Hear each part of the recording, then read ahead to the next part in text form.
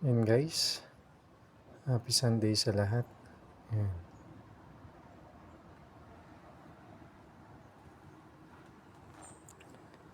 So, ayan.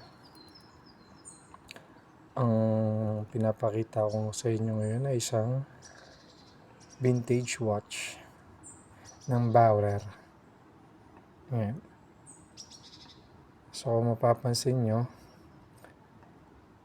itong Bauer na to, itong watch ng Bauer, bali sila rin yung company na naggagawa ng mga tawag dito, yung mga pang-test sa mga blood pressure. Ayan, yung mga machine na ginagamit sa mga hospital, mga private or public hospital. Ayan, isa siya sa mga sikat na company dito sa Europe, ang Bauer. So, yung 1990s, bale, sila yung version ng digital watches ng Europe. Kung ang Seiko, meron mga digital watches na nilabas noong 90s. Then, ang Europeans or the Germany, yung Germans, naglabas sila ng sarili nilang version ng digital watches at yan nga ang Bauer.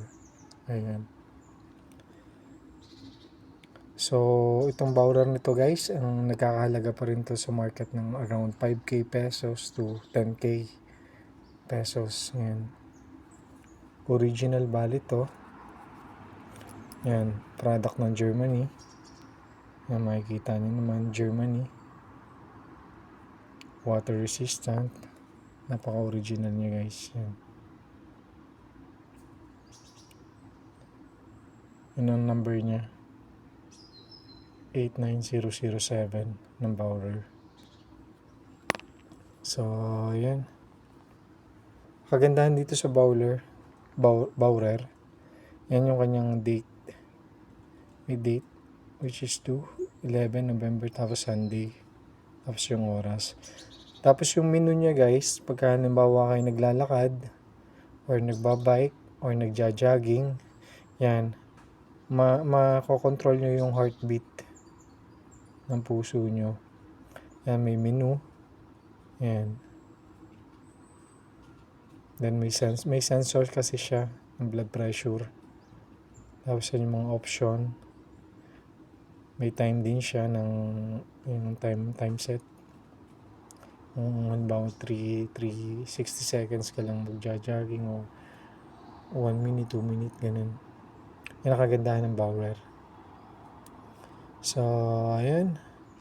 Sana nang pinakita ko lang sa inyo mga collection ko ng relo, which is this watch siguro mga nasa around 30 years na, I think. But still, ang presyo niya sa market is mahal pa rin. Isa siya sa mga collector's item ngayon, ang Bauer. So, ayan. See you on next live again, guys. Next video pala. Okay? Ciao, ciao. Alla prossima. Grazie, arrivederci. Ciao, ciao. Bauer.